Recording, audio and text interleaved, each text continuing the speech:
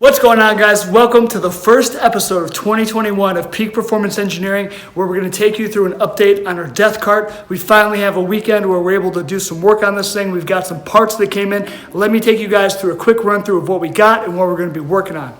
All right, guys, so if you remember from where we left off, we used to have a different air intake here. There was a 3-inch diameter, and I'm thinking that might be one of the reasons why we're having some drivability issues, is that the throttle body on the L83 is actually a 3.5 inch. So I got some bigger tubing. We went with this dual intake deal that we got off eBay just because we thought it kind of looks cool.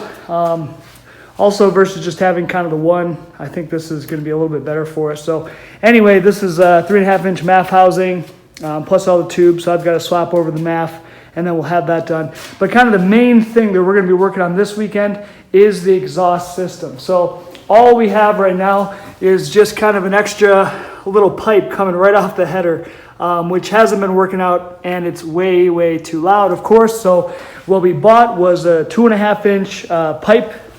This is just kind of a universal kit with a bunch of different bends. It's all stainless.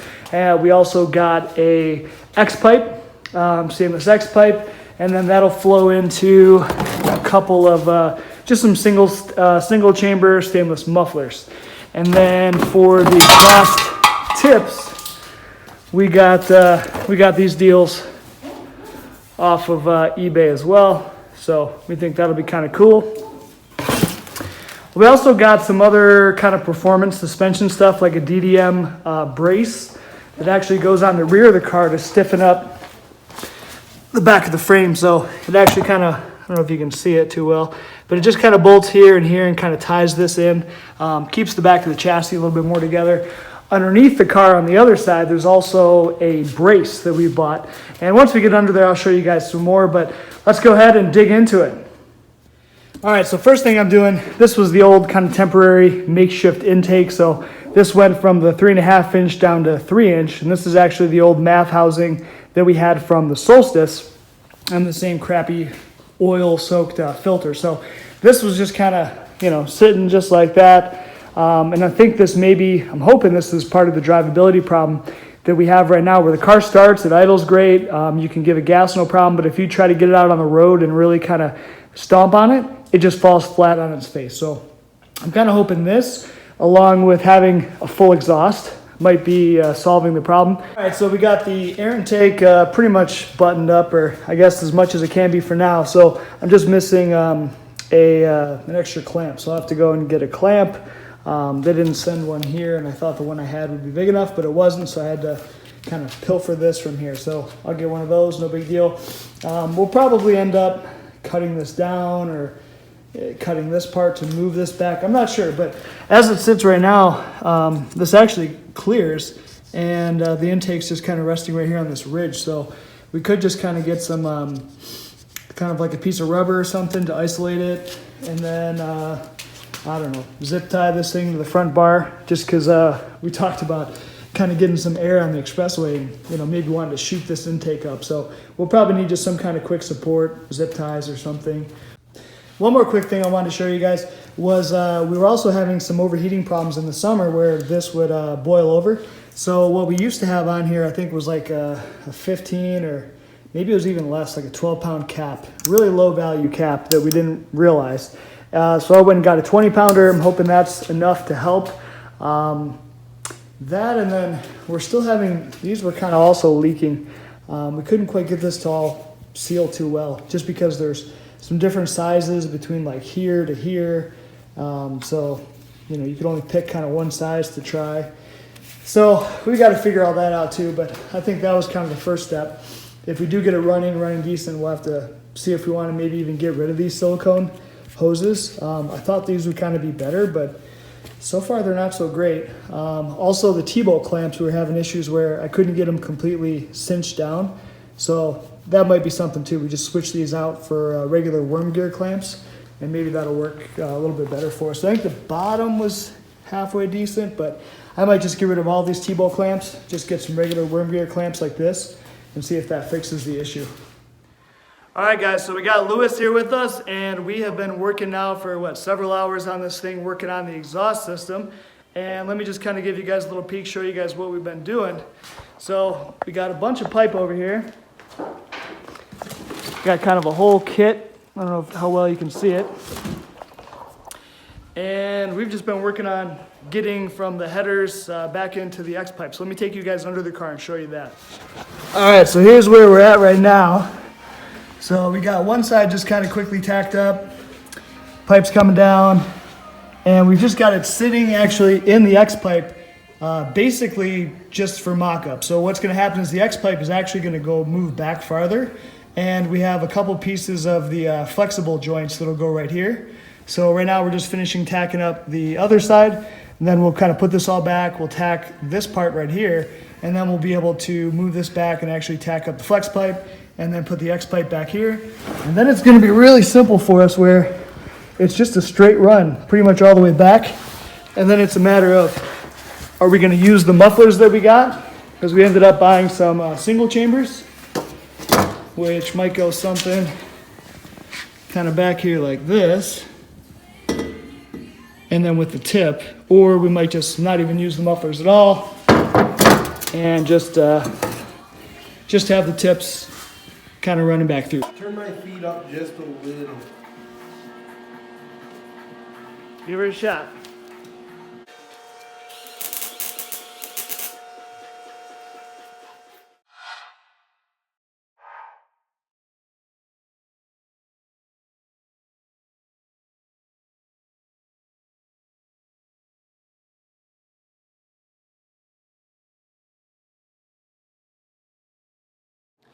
All right, guys, so it is the next day. Let me just give you guys a little update. I didn't get a lot of filming done yesterday just because we were trying to knock things out and get it done.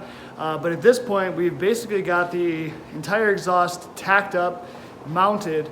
The only thing we've got to finish this morning is just the rear hangers. Let me show you real quick. So this is how everything is going to look. So we decided to go kind of on an angle like that. And we ended up not using the mufflers just because they were kind of planned to go there. But once we started looking at dimensions, they were too wide to kind of fit between the diff and the frame. And so they would have had to come really far out, and then the tips would have like literally, stuck out really far this way. It just didn't work. So we decided to not go with mufflers. So we'll see if we regret that. But anyway, this is where we're at for now. So the only thing we've got to do this morning is just take our hanger rod, and kind of get that all mocked up and cut, tack it in place, and then we're going to pop the whole exhaust down and then go ahead and probably set it up on this table and start fully welding it. While Lewis is doing that, I'll crawl under the car, get it jacked up, and start doing the undercoating. So I want to get this thing fully kind of cleaned up, undercoated, and that way when we pop the exhaust on, it can go back on for the last time. Another thing we picked up is from a company called DDM. This is their Probeam. So basically what this is just kind of a big piece of aluminum that's going to go onto the back of the car and kind of tie the rear suspension in with the chassis a little bit better. So we've got that to get bolted on. We've also got another item from these guys coming called the Venom brace, I think. But anyway, that thing goes up underneath the car. Anyway, it's hard to see, but basically there's a piece of sheet metal up underneath these pipes that gets replaced with a 1/2-inch piece of aluminum, again, just to kind of tie the chassis together. All right, so what's your plan here, Lewis? So my plan is spend a little out of practice. So I got the top half on this whole side, then I flip it back over, weld the bottom, then I'll do the tips, because that's going to be the only thing that's visible. These are going to be last. By that time I should be an expert again. I hope so. I hope so too. Otherwise, it looks. First couple have been terrible. It doesn't look like it's gonna leak, so who cares what they look like? Shh, don't tell no one. But it's gonna be pretty sick. This is our custom welding blanket right here, protecting our table.